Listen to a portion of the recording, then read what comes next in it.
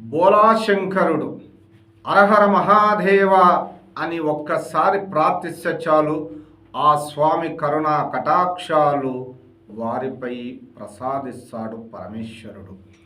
అలాంటి మహిమాన్వితమైన శివరాత్రి గురించి కొన్ని విషయాలు తెలుసుకుందాం.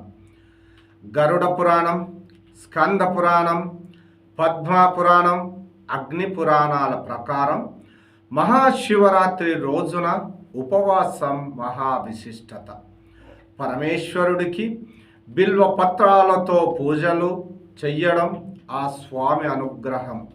అంతేకాదు మంత్రాలు తెలియని వారు సైతం కేవలం భక్తి శ్రద్ధలతో ఓం నమ శివాయ ఓం నమ శివాయ ఆ శివలింగంపై చెంబు నీళ్లు పోసిన తన ఆశీస్సులు లభిస్తాయని భక్తుల విశ్వాసం. ఇక రాత్రి సమయంలో జాగరణ ఉండడం వల్ల ఆ పరమేశ్వరుడి యొక్క అనుగ్రహంతో నరకం నుంచి రక్షిస్తాడు, మోక్షాన్ని ప్రసాదిస్తాడు. చాలామంది నమ్ముతారు.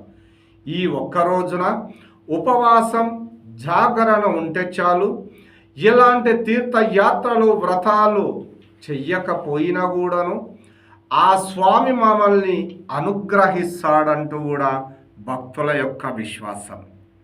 అలాంటి మహిమాన్వితమైన శివరాత్రి మరికొన్ని రోజుల్లోనే మనము ఆ స్వామి యొక్క సేవా కార్యక్రమాలు చెయ్యబోతున్నాం.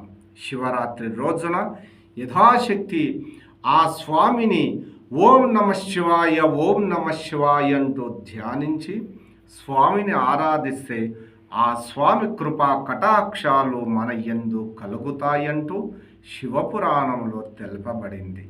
ఓం నమ శివాయ.